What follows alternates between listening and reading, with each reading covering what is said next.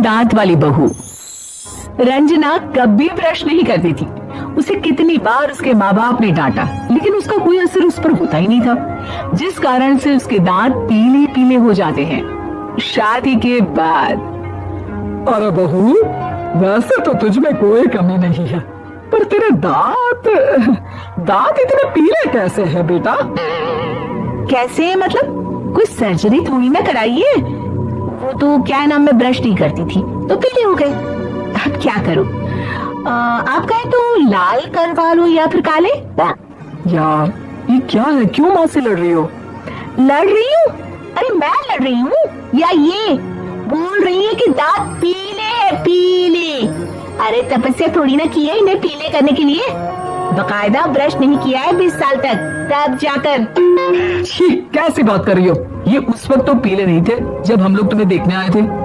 अरे तब साफ करवा लिया होगा डेंटिस्ट के पास जाकर। अब देखो कैसे पीले पीले लग रहे हैं। रंजना सास की तरफ गुस्से से देखती है। फिर शुरू हो गई पीले पीले पीले।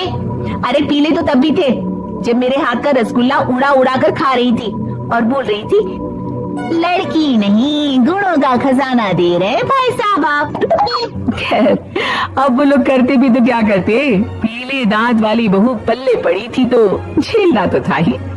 एक दिन कीर्तन में रंजना गाना गा रही थी। अरे कमला बहन, माँ का द्वार है, यहाँ तो सब शुद्ध होकर आते हैं, फिर अपनी बहू को ब्रश भी नहीं करवाती तुम। दूर से पीले पीले दांत भक्ति में बाधा उत्पन्न कर रहे हैं। अरे कोई 2 साल की बच्ची थोड़ी ना लेकर आई हूँ मैं बहू बनाकर। अच्छी खासी लड़की है, अरे कैसे करवाऊं ब्रश? ये तो उसे खुद करना चाहिए ना। अब माँ बाप तो इसके जैसे तैसे निपटा दिए, ये नहीं सोचा कि सास कैसे संभालेगी।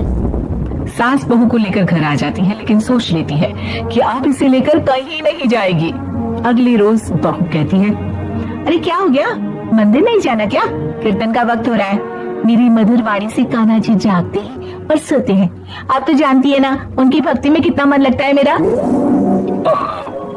वो क्या है ना, तबीयत ठीक नहीं लग रही है मेरी, आराम करूंगी मैं।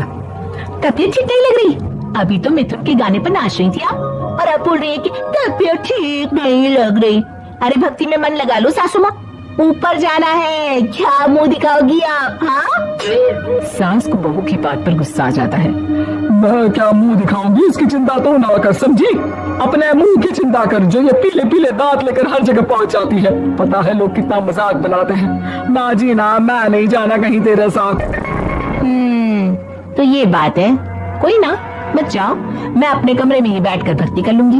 ऊपर वाला दांत थोड़ी ना देखता है, मन देखता है, भावना देखता है। और अरे बस बस, तू सब कुछ दिखा, बस ये सफेद चमकदार दांत ना दिखाना किसी को, है?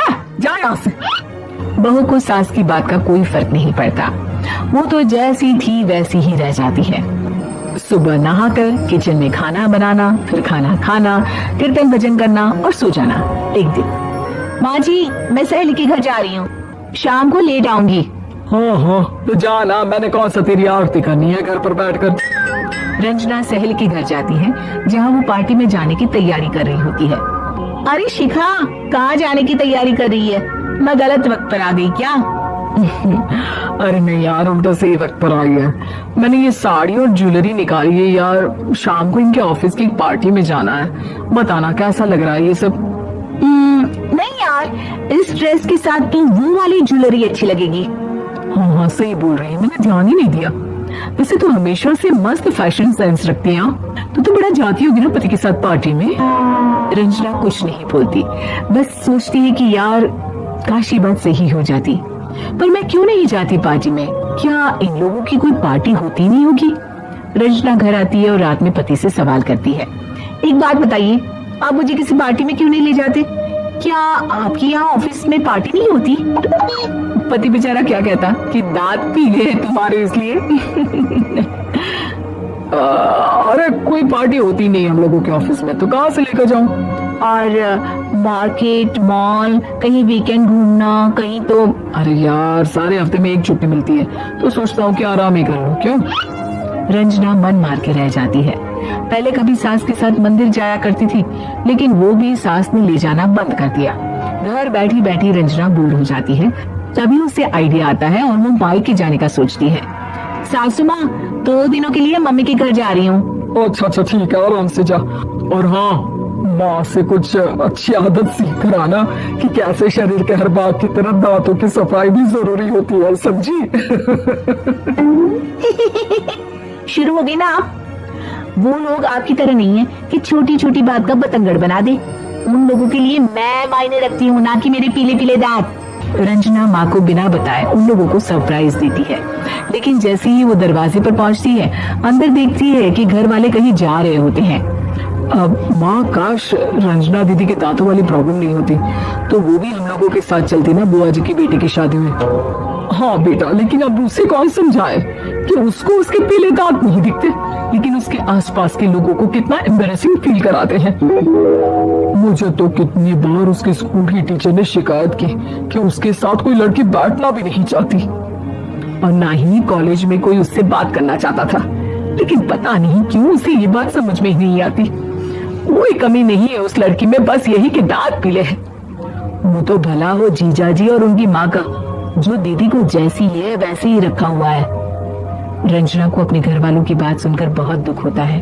वो सोचती है कि वो क्या करे, लेकिन फिर वो सीधा डेंटिस्ट के पास जाती है, अपने दांत चमकाती है और कसम खाती है कि वो रोज ब्रश करेगी। और क्या हो गया, तुम तो 2 दिनों के लिए गई थी ना, पर कोई ना, अच्छा है, चलो आ गई तो।